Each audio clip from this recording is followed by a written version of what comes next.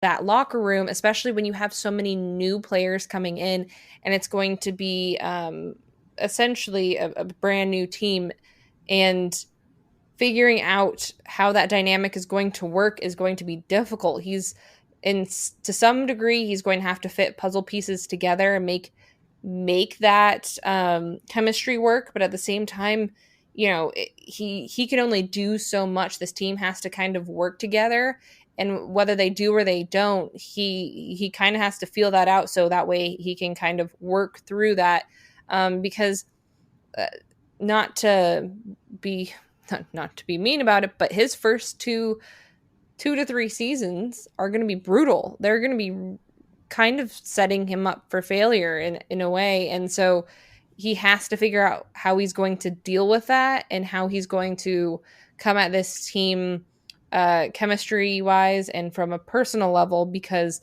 the play may not be there. How is he going to be able to push this team through on a more mental level?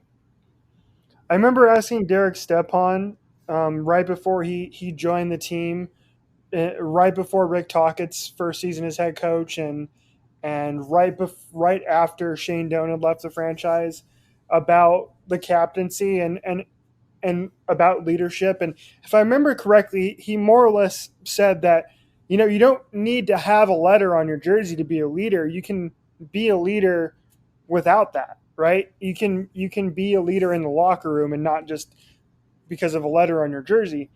And I think that's 100% true. I think that's kind of what you were getting at a little bit too.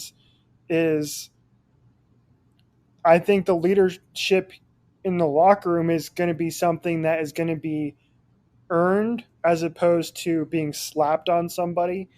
And before we kind of dive deeper into the captaincy here, let's kind of go quickly what Andre Tourigny said about the captaincy here. And again, in this article from Craig, he said, "We're in no rush with that. I think we will let everything fall in place. We don't want to do an election or something like that. We will be patient. We will just start the camp and roll with it. We had a lot of good leaders join our team, and we already had some. So we need to let everything fall in place, and we will organize our team the way we believe it." He was also asked as a follow up about not naming a captain and being a possibility. And he said, "Absolutely. I did that before as a coach. I believe when you name a captain, it has to be unanimous. When you name a captain, the owner has to think he named the captain. The GM has to think he named the captain. The coaches have to think they named the captain. The players have to think they named the captain. Everybody has to arrive at the same answer." And I have a feeling that's what we're going to end up getting here, at least for the first year or two, is we're just going to get a bunch of different assistant captains, and I think that's okay for now. It kind of gets me into my quick little rant of I don't really understand why hockey has to have captains and assistant captains to begin with. You know what I mean? I feel like it's kind of a outdated thing for the most part. I understand why it's an honor for a lot of these players to have that letter on their jersey, but at the same time, you don't see it in other sports. You know what I mean? It goes again into the fact that leadership is, you don't need a letter to be a leader. So yeah, I have a feeling we're not going to see a captain at least this year, maybe not even next year. Other teams have done this in the past where they've taken a couple years to kind of figure it out after they lost their captain. They didn't dive directly into naming a new one, right? The Sharks went one for without a couple years. The Golden Knights didn't name Mark Stone their captain until I believe their third season. So there's a lot of precedent out there for not having a captain, and even though, and we'll get to this in just a second, of who we think the captain should be, if any, the next captain should be. And I have a feeling it's going to take a while before it gets really figured out.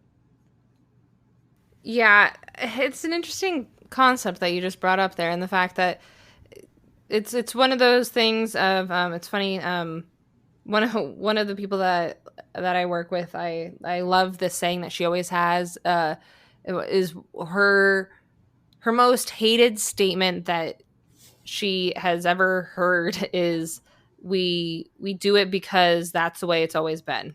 And it's actually kind of funny because in essentially that is kind of why you do it. You do it because it's the way that it's always been.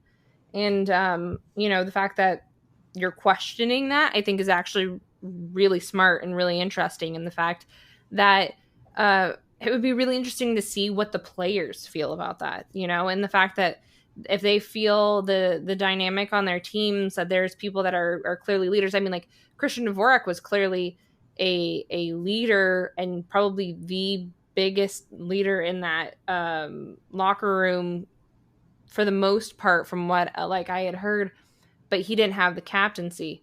And so you have to like look at this and think,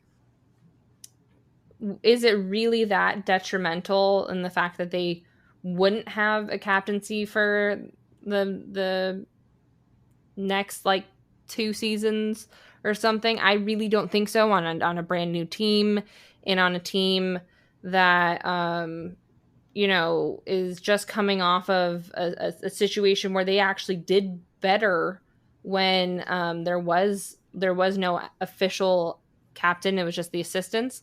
I think it can be used very wisely when it's used in a situation to give a player um, who really doesn't take responsibility for what they're doing, when they are given an assistant role. It does give them a feeling of more responsibility, and they take shit a little bit more seriously. I think in that sense, in order to encourage your players, it's a really great thing. I think it's also something that's used as a little bit of a PR stunt on the fan side as well. Like, I felt like the OEL pick was a fan to make fans happy, essentially, because that's kind of the way that everyone was leaning. But it really should be whoever is going to be that person that's going to lead your locker room, and is going to be the person that's going to have to bear the weight of the pressure, and knowing that they have to bear the weight of the pressure of constantly being the one that can keep that team afloat and keep the morale afloat when everything has gone to shit. Like, they can't, that's that one person that can't focus on just themselves. They have to focus on the team as a whole. And giving someone that responsibility, I don't think is necessarily a bad thing. It's just, it has to be a correct person, for one. And it is an interesting concept that you bring up. Yeah, I'm curious what people think of this. Maybe we'll put out a poll or something on the sporty, because we have our sporty question, which again I'll get to in just a second.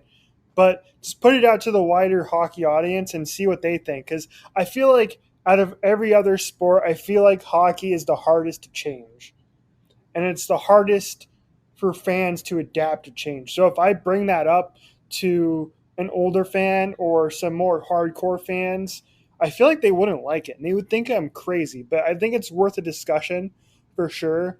Um, again, Doesn't football have some captains in there? yes, you're right. Yeah, that's the only other sport that has that names like an offensive, defensive, special teams captain. Yeah. So we asked the sporty question: who should be the next Coyotes captain? Got a few responses, and I think both of us have our ideas as to who it may be.